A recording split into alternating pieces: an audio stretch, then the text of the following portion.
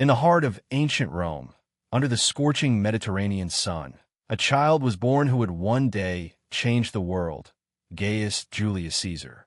Born in 100 BCE to a noble yet modest family, Caesar belonged to the Julian clan, which claimed descent from Venus herself. His family wasn't wealthy, but it was proud, rooted in old Roman traditions and politics. From an early age, Caesar displayed intelligence, confidence, and an unshakable will to rise above the ordinary. Rome at that time was a republic controlled by powerful elites and rival senators. Corruption was everywhere, and ambition was the only way forward. As a young boy, Caesar studied rhetoric, history, and warfare, skills that would define his destiny. He admired great heroes like Alexander the Great, whose legend inspired his own dreams of conquest. But beneath that youthful curiosity burned a fierce hunger for power, a desire not just to serve Rome, but to rule it. When his father died suddenly, Caesar, still a teenager, became the head of his family. It was then that he vowed never to live an ordinary life. His journey from a young aristocrat to Rome's most powerful ruler had quietly begun, a path paved with danger, glory, and betrayal. Caesar's early years in Roman politics were filled with peril and cunning. At just 16, he became a priest of Jupiter, but fate had darker plans. The Roman dictator Sulla, a ruthless man, seized control of the republic and began purging his enemies. Caesar, related by marriage to Sulla's opponents, was suddenly marked for death. With bounty hunters on his trail, he fled Rome, hiding in the countryside, growing a beard, and changing his name. It was during this exile that his courage was truly tested. When Sulla finally relented and allowed Caesar to return, he had already learned a valuable lesson. In Rome, survival required both bravery and brilliance. Caesar joined the military, serving with distinction in Asia and earning the coveted civic crown for saving a fellow soldier's life. His leadership, charm, and eloquence caught the eyes of generals and senators alike. Returning to Rome, Caesar used his charm to climb the political ladder, giving passionate speeches that captivated the crowds. His ambition was clear. He sought not wealth, but greatness. Yet, beneath his charm, he was calculating every move like a chess master. Caesar had begun weaving his web of alliances and favors, preparing for the day when he would no longer serve Rome's rulers, but become one himself. Julius Caesar's personal life was as dramatic as his politics. His marriage to Cornelia, the daughter of one of Sulla's enemies, had almost cost him his life. But Caesar's loyalty to her never wavered, even when Sulla demanded he divorce her. Cornelia's untimely death devastated him, yet his charm and intellect soon drew others close. He later married Pompeia, a granddaughter of Sulla, hoping to strengthen his political alliances. But when a scandal erupted during a sacred festival, Caesar divorced her, declaring, "Caesar's wife must be above suspicion." His personal relationships were often tangled with politics, but his heart, many said, belonged to Cleopatra, though that would come later. In the meantime, Caesar began to win over the Roman people with grand public games, festivals, and bold speeches against corruption. He positioned himself as the voice of the common people, earning their love and trust. Through both love and loss, he learned that emotion could be both a strength and a weapon. Every tragedy sharpened his resolve. Every betrayal taught him patience. Caesar was becoming something rare, a man who could inspire both devotion and fear. The Republic had produced many leaders, but none who possessed his combination of intellect, charisma, and relentless ambition. In 69 BCE, Caesar began to command armies, and the world began to take notice. His first campaigns in Spain revealed his strategic brilliance. He moved swiftly, negotiated cleverly, and inspired loyalty among his soldiers. They didn't see him as a distant commander. They saw him as one of them. Caesar marched beside his men, shared their rations, and endured their hardships. That loyalty would become the foundation of his future empire. When he returned to Rome, his victories earned him a triumph, a grand military parade, but Caesar had greater dreams. He knew that to truly rule Rome, he needed both political and military power. In 60 BCE, he formed a secret alliance known as the First Triumvirate with two powerful men, Pompey the Great, a legendary general, and Crassus, the richest man in Rome.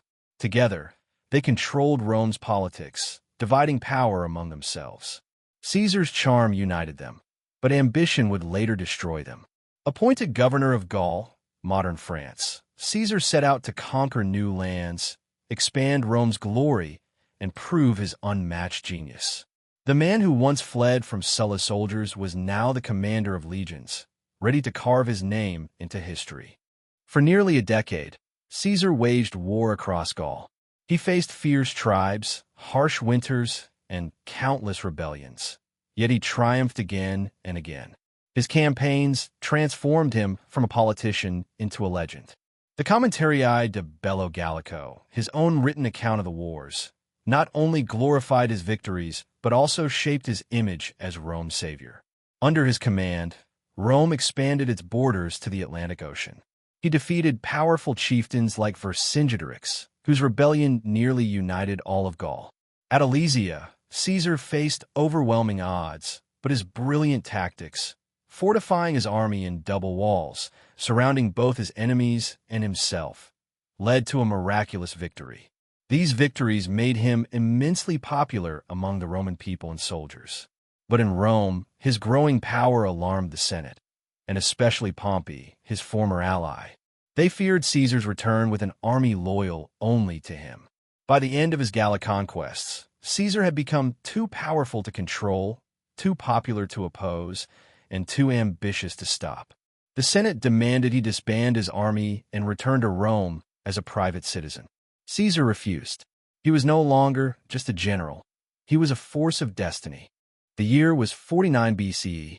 Caesar stood on the banks of the Rubicon River, a shallow stream marking the boundary between his province and Italy. Roman law forbade any general from crossing it with an army. To do so was treason. Caesar paused, knowing that a single step forward would plunge Rome into civil war. Then, with a calm but defiant voice, he said the words that would echo through time. Alia iacta est, the die is cast. He crossed the Rubicon with his loyal legions, marching toward Rome. Panic gripped the city. Pompey and the Senate fled south, unprepared to face Caesar's speed and strategy. In a matter of weeks, Caesar seized control of Rome without bloodshed.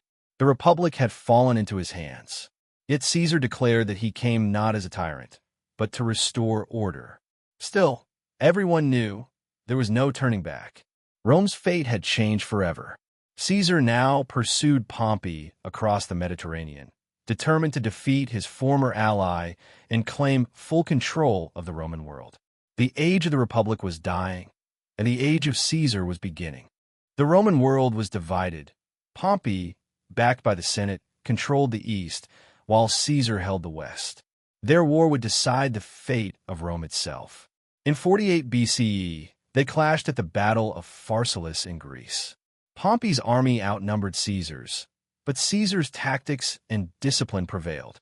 As the dust settled, Pompey fled to Egypt, seeking refuge. But there, in a tragic twist, he was murdered by Egypt's rulers, hoping to win Caesar's favor. When Caesar arrived and saw Pompey's severed head, he wept. Even in victory, he mourned his rival. But Egypt held another surprise: Cleopatra, the young and brilliant queen, fighting to keep her throne. Caesar was captivated by her intelligence and beauty. Together, they formed an alliance, political and romantic. Cleopatra gave birth to his son, Caesarion, and the two dreamed of ruling a vast empire together. Yet, back in Rome, whispers of tyranny grew louder. Senators feared that Caesar's power had become absolute. The Republic's old traditions were fading under his shadow. But Caesar pressed on, determined to reshape Rome into something greater, a single empire ruled by one man. When Caesar returned to Rome, he was greeted as a hero, the man who had ended the civil war and restored peace. The Senate granted him the title dictator for life, a position never before held by any Roman. He reformed laws, improved the calendar, reduced debt, and expanded citizenship across the empire. The Julian calendar, based on his reform, still influences the world today. Caesar was visionary, yet his ambition frightened many. He wore the robes of kings, accepted godlike honors, and reshaped Rome's government around himself. To some, he was a savior. To others, a destroyer of democracy. But Caesar insisted that his rule was for Rome's glory, not his own. He planned new conquests, Parthia, the East, and beyond, dreaming of an empire without limits. Yet behind the marble pillars of the Senate, jealousy and fear brewed. A group of senators, men he trusted, began to conspire. They whispered that Caesar had become a tyrant, that Rome's freedom was dying. The stage was set for one of history's most infamous acts of betrayal. March 15th, 44 BCE, the Ides of March. A soothsayer had warned Caesar, "Beware the Ides of March." But Caesar laughed it off. That morning, he prepared to attend a Senate meeting at the theater of Pompey. His wife, Calpurnia, begged him to stay home, haunted by ominous dreams. But Caesar, confident and proud, refused. As he entered the Senate, the conspirators surrounded him. Among them were Brutus and Cassius, men he had trusted deeply. Suddenly, the daggers flashed. One after another, the blades plunged into his body. Caesar tried to fight back, but when he saw Brutus, his friend, among the attackers, he whispered his final words, "Et tu, Brute? You too, Brutus?" He fell at the base of Pompey's statue, his blood staining the floor of the Senate. The great Julius Caesar, conqueror of Gaul, master of Rome, lay dead, killed not by enemies, but by those he called friends. The conspirators believed they had saved the Republic. Instead, they had unleashed chaos. The Republic would never recover. Caesar's death marked not its salvation, but its end. After Caesar's assassination, Rome descended into chaos once again. The conspirators expected the people to celebrate freedom, but instead, they mourned their fallen hero. Caesar's funeral became an explosion of grief and rage. His loyal friend and general, Mark Antony, gave a speech that turned the crowd against the assassins. From the flames of Caesar's pyre rose his heir, Octavian, his adopted son. Though young, Octavian was cunning and ambitious. He vowed to avenge Caesar and restore his legacy. Antony and Octavian briefly joined forces, forming the Second Triumvirate, hunting down the assassins one by one. Brutus and Cassius, the leaders of the conspiracy, met their end at the Battle of Philippi. The dream of restoring the old republic died with them. But the alliance between Antony and Octavian soon fractured, and another power struggle began. In death, Caesar still ruled the hearts of men. His name became a symbol of destiny, his vision a blueprint for empire. Rome had lost its greatest leader, but it was about to gain its first emperor.